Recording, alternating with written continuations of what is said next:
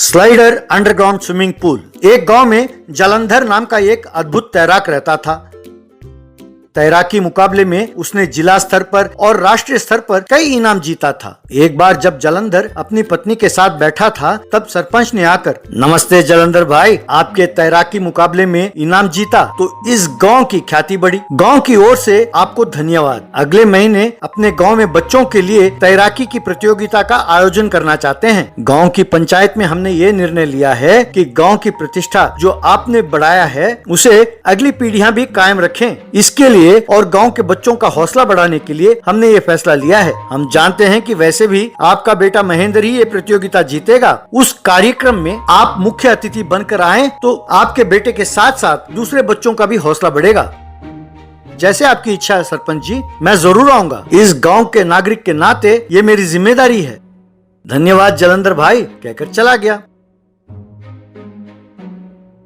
ओहो, अब होने वाले प्रतियोगिता में मेरी शोहरत की मिट्टी पलीत होने वाली है। खुद के बेटे को तो मैं तैराकी सिखा नहीं सका, गांव के बच्चों को क्या सिखाऊंगा, कहकर दुखी हो रहा था। तब उसकी पत्नी लक्ष्मी, देखो जी, तुम्हारी ख्याति जो है वो एक इतिहास है। जो हो चुका है उसे कोई बदल नहीं सकता। अपना बेटा महेंद्र अपना भविष्य है। यदि आप नाराज होना छोड़कर एक नियम अनुसार काम करोगे तो महेंद्र को भी आप एक प्रख्यात तैराक बना सकते हैं। यूं बढ़ावा दिया। लक्ष्मी, तुम क्या कह रही हो? अपना बेटा तो एक बाल्टी पानी भरा देखा तो 1 घंटा रोता है, उसे कैसे तैराक बनाऊं? अगर ये बात गाँव वालों को पता चल गया तो सब मेरी खिल्ली उड़ाएंगे। अरे हद हो गई। अपने बेटे का पानी को देखकर डरने का कारण उसकी मानसिक परेशानी है। वह एक बीमारी है कहकर गांव वालों को पता लगने ही नहीं देंगे और उसका इलाज करेंगे। आप चिंता ना करें, कहकर उसकी हिम्मत बढ़ाने लगी। अगले दिन डॉक्टर जालंधर के घर आया। महेंद्र को जांच करते हुए एक टब पानी भरकर उसके सामने रखा। बेटा महेंद्र, अपने पैर इस टब में रखो। ना पापा ना, मुझे डर लगता है। डॉक्टर साहब, पानी में मैंने पैर रखा तो मेरे पैर मछली की तरह हो जाएंगे। मैं पानी में नहीं उतरूंगा, कहकर रोने लगा। ठीक है बेटा, पानी में ना उतरो, अंदर जाकर आराम करो। महेंद्र ने रोना बंद किया और अंदर चला गया। डॉक्टर जालंधर से, देखो जालंधर भाई, आपके बेटे को एक्वाफोबिया नाम की एक मानसिक बीमारी है। एक्वाफोबिया के कारण पानी से डर लगता है। ये डर कई किस्म के होते हैं। आपके बेटे को ये डर है कि वो पानी में उतरेगा तो मछली में बदल जाएगा। अगर उसके मन का ये डर हटा दिया तो उसे भी आपकी तरह एक कुशल तैराक बना सकते हैं। यदि उसे भी आपकी तरह एक कुशल तैराक बनाना हो तो उसका मेरे कहे अनुसार विधिवत प्रैक्टिस करना होगा। इसके लिए आप अपने घर के प्रांगण में ही एक स्विमिंग पूल बनवाइए। धीरे धीरे अपने बेटे को पानी से परिचय कराइए और उसकी दोस्ती कराइए, कहकर चला गया। तब जालंधर अपनी पत्नी लक्ष्मी से, देखो लक्ष्मी, मुझे विश्वास है कि डॉक्टर साहब के कहे अनुसार करेंगे तो अपने बेटे को एक अच्छा तैराक बना सकते हैं। लेकिन स्विमिंग पूल सबको दिखाई दे ऐसा ना बनाकर, किसी को नजर ना आए ऐसा अंडरग्राउंड स्विमिंग पूल बनाकर महेंद्र को प्रशिक्षण दूंगा। अगले दिन जालंधर ने एक अंडरग्राउंड स्विमिंग पूल बनाया और ऊपर जमीन से पानी तक फिसलने के लिए 2 स्लाइड्स बनाए। इस तरह स्लाइडर अंडरग्राउंड स्विमिंग पूल तैयार हुआ। महेंद्र को जमीन के ऊपर दिखाई देने वाला स्लाइड के पास ले जाकर, बेटा, तुम्हारे खेलने के लिए ये स्लाइड बनवाया है, जाओ खेलो। अरे वाह, पापा इज ग्रेट, कहकर स्लाइड के ऊपर बैठा और फिसला। यूं फिसलते हुए वो अंडरग्राउंड स्विमिंग पूल में जा गिरा। तभी जालंधर दूसरे स्लाइड से फिसलते हुए स्विमिंग पूल में गया। हाय रे, मैं पानी में गिर गया। मैं मछली की तरह बदल जाऊंगा। अब मुझे कोई बचाओ, मुझे बाहर निकालो, कहकर चिल्लाने लगा। तब जालंधर ने महेंद्र को पानी के अंदर डुबोकर थोड़ी देर रखा, फिर बाहर निकाला। पापा, मैं मछली में बदल जाऊंगा, मुझे जल्दी बाहर निकालो। जालंधर ने फिर उसे पानी के अंदर डुबोकर थोड़ी देर बाद बाहर निकाला। अंडरग्राउंड स्विमिंग पूल से उसको किनारे बिठाकर, बेटा, अब ना डरो, काफी देर तुम पानी के अंदर रहे हो पर तुम मछली में नहीं बदले। तुम समझ गए ना कि तुम बेवजह ही डर रहे थे। तुम्हें एक्वाफोबिया नाम का एक मानसिक बीमारी हो गया था। तुम चाहे जितनी देर भी पानी में रहो, तुम मछली में नहीं बदलोगे। ये बात समझाने के लिए ही मैंने ऐसा किया। जी हाँ पापा, आप सच कह रहे हो। मैं मछली में नहीं बदला, यानी ये केवल मेरा भ्रम था, तो मैं अब तैरना सीखकर मैं भी आपकी तरह कुशल तैराक बनूंगा। तब से जालंधर गांव वालों से छिपाकर महेंद्र को दिन रात नियमित रूप से तैराकी सिखाने लगा। महेंद्र अंडरग्राउंड स्विमिंग पूल में तैराकी सीखकर बढ़िया तैरने लगा। कुछ दिनों बाद गांव में सरपंच के समक्ष में तैराकी प्रतियोगिता प्रारंभ हुआ। सब बच्चों के साथ महेंद्र ने भी उसमें हिस्सा लिया। महेंद्र सबसे तेज तैरकर प्रतियोगिता जीत गया। भाइयों और बहनों, इस प्रतियोगिता में प्रथम आने के लिए जालंधर जी के बेटे महेंद्र का तालियों से स्वागत कीजिए। फिर महेंद्र ने जालंधर के हाथों से इनाम प्राप्त किया। पान शॉप वाला, नो मास्क नो पान। बहादुरपुरा नाम के गांव में एक पान की दुकान थी। उस पनवाड़ी का नाम था पांडू। लोग उसे पनवाड़ी पांडू कहकर बुलाते थे।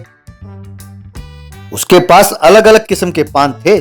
सादा पान, मीठा पान, जर्दा पान, बाबा कश्मीरी, फायर पान, इस तरह कई किस्म के पान थे। लोग उसके दुकान के सामने लाइन लगाकर खड़े रहते थे। एक बार एक फॉरेन टीवी चैनल वाला उसका इंटरव्यू करने के लिए उसके दुकान पर आया। हेलो मिस्टर पनवाड़ी पांडू, हाउ आर यू? आप ये पान बनाने में इतना मशहूर कैसे हुए? इन पानों में फायर पान की क्या खासियत है? उसे चबाने से मुंह नहीं जलेगा? मैं ठीक हूँ सर।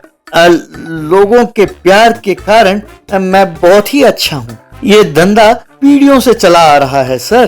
पान में जो पदार्थ हम इस्तेमाल करते हैं उसका फॉर्मूला, यानी किस चीज को किस मात्रा में मिलाना चाहिए, ये तय होता है। ये हमारे फैमिली सीक्रेट है सर। वो फॉर्मूला हम किसी को नहीं बताते। मरने से पहले मैं केवल अपने बेटे को ही बताऊंगा, किसी और को नहीं बताना चाहिए। फायर पान का भी एक फॉर्मूला है सर, इसीलिए उससे मुंह नहीं जलता। चाहें तो आप खुद ही खाकर देख लें। कहते हुए एक फायर पान बनाकर फॉरेनर के मुंह में डाला। उसे खाकर wow, wonderful, amazing, I like it, ऐसा कहा। उसी गांव के पास पहाड़ी गुफा में मंगल सिंह नाम का एक डाकू रहता था। उसे जर्दा पान की लत लगी थी। उसके बगैर वो बेचैन हो जाता था। हर रोज उसका चेला भेष बदलकर पांडू के दुकान पर आकर जर्दा पान बनवा कर मंगल सिंह को लाकर देता था। वो पान खाकर मंगल सिंह, वाह क्या स्वाद है, खाई क्या पान बनारस वाला, खुल जाए बंद अकल का ताला, कहकर खुशी से नाश्ता गाता रहता था। एक दिन पांडू घर पर टीवी देख रहा था। टीवी में न्यूज रिपोर्टर, दर्शकों के लिए एक जरूरी सूचना। लॉकडाउन खत्म होने पर सरकार ने लोगों के लिए कुछ नियमों का पालन करने का आदेश दिया है। क्या क्या एहतियात बरतना चाहिए, ये निर्देश आरोग्य शाखा मंत्री ने जारी किया है। दुकानदारों को चेतावनी दी जाती है कि वो बिना मास्क पहने कोई भी ग्राहक आए उन्हें कोई वस्तु ना बेचे।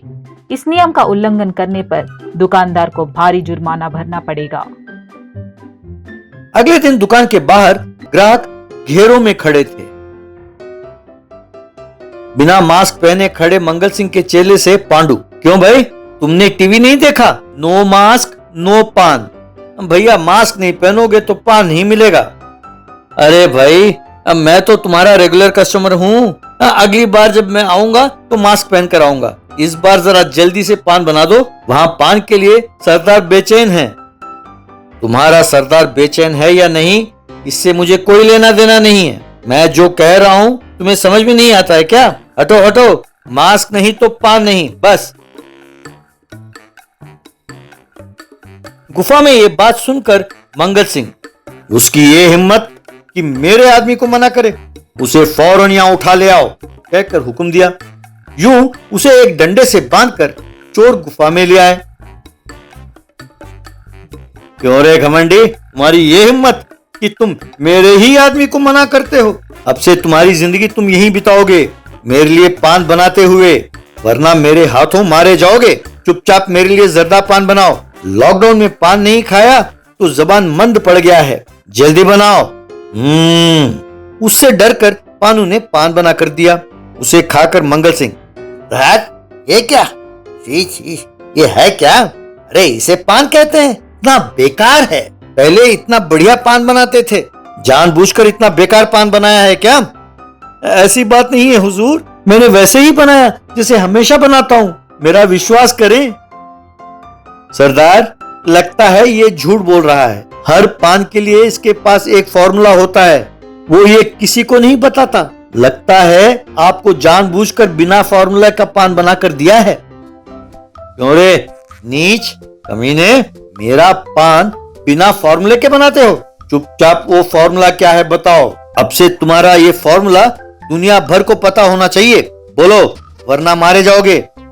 हुजूर मुझे माफ करें, फॉर्मूला कुछ नहीं है हुजूर, वो तो मैं लोगों को यूं ही उल्लू बनाने के लिए कह रहा था, कसम से मेरा विश्वास करें हुजूर। कहते हो कि फॉर्मूला नहीं है, है? पर इससे पहले बढ़िया बनाते थे ना, अब क्या हुआ? हुजूर तब हाथ गंदे होते थे और जहां मर्जी खुजाने के बाद उसी हाथ से मैं पान बनाता था हुजूर, इसीलिए स्वाद था। लॉकडाउन के कारण हाथ नियमित रूप से धोना पड़ता है, इसीलिए पान स्वादिष्ट नहीं है हुजूर। बस ये सुनकर सब चोर बेहोश होकर गिर गए। उसी वक्त पांडु उठकर वहां से भाग खड़ा हुआ।